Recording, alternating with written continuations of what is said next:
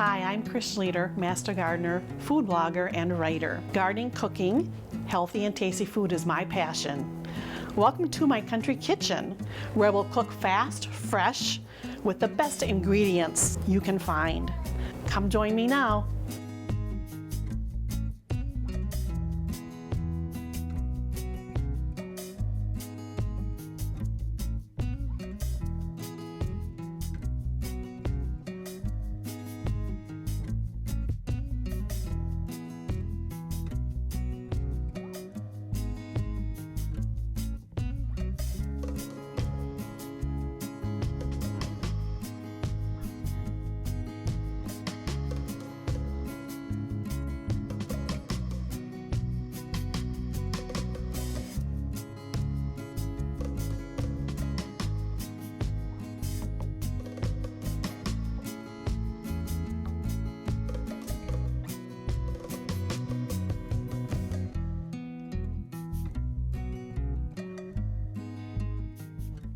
Now I'm going to show you kind of a snack or a treat. It's a little bit sweet too, but it's a great way to get kids to eat some different fruits. And what it is just a bark.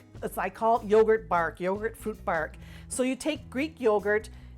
First of all, you can put a round pan, or you could use on a cookie sheet as well. And what I did is I cut a piece of parchment paper to fit inside of this.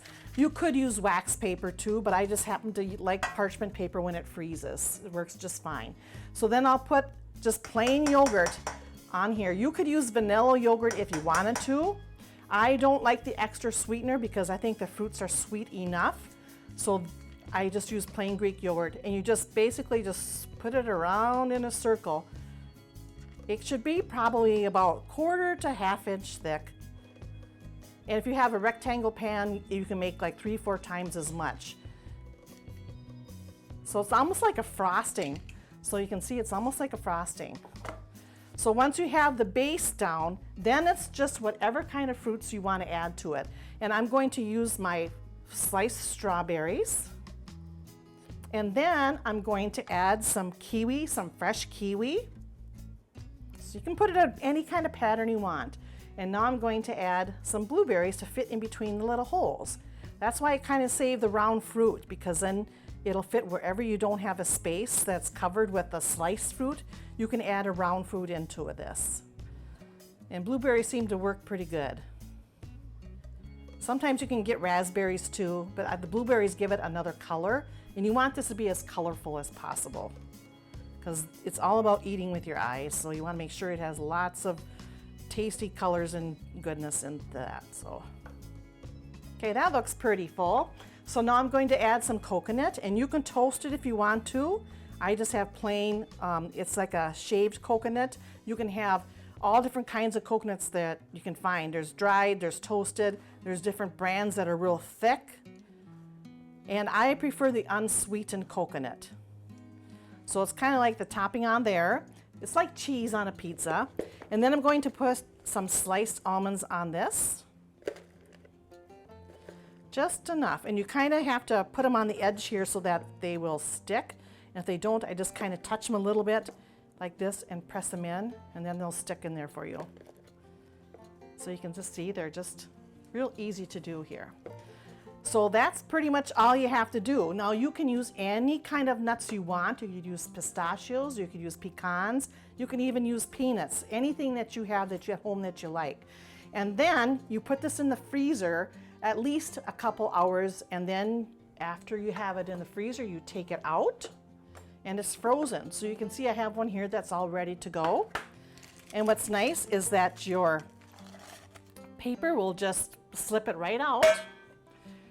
And then I just peel the paper back, and then you just cut it into chunks. It doesn't have to be pieces, it doesn't have to be slices unless you want it.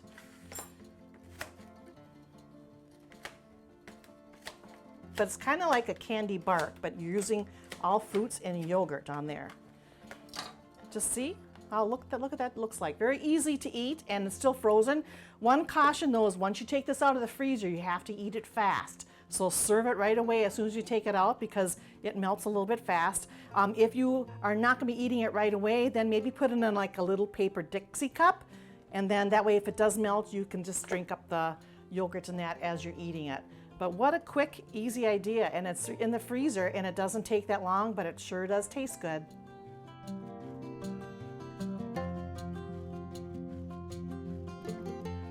Now I'm going to make some no-bake cookies. And the only thing you have to use a stove for here is to make a syrup. And in this syrup mixture, I have a stick of butter and a cup and a half of some organic sugar. You could also use honey if you wanted to, but it has to get kind of a syrupy texture so that it will stick together. And then I also added half a cup of milk to this. And I'm bringing this to a boil. You can see it's a syrupy looking mixture here. And we're going to boil it for a couple minutes. So while this is boiling, I'm going to tell you what I have for the dry ingredients. I've got oatmeal in here, and you can use either old-fashioned or the quick cooking oats.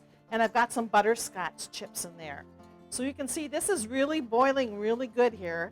And I'm going to turn it down just a little bit and let it boil for about another minute. And when it gets done boiling, then I just have to add 3/4 cup of peanut butter to this. And then I'm going to add a little bit of some vanilla flavoring. So you kind of want this to get a little bit thicker is what your goal is. You don't want it to be real runny. You just want to kind of thicken it a little bit. And if you didn't want to use like a butterscotch chip that I have here, you could use peanut butter or even chocolate chips for this as well. If you wanted even more chocolate, you could add some cocoa to this too. So like a couple tablespoons of cocoa to this would be fine. Okay, I think that's pretty good. So we're going to turn that off. I'm just going to let it cool for a little bit. Just kind of stir it so the air gets in there and it gets nice and cool fast. And to make it even cool faster, I'm going to pour it into this measuring cup that I had the milk in. And that'll cool it even faster because you're transferring it to a cool container.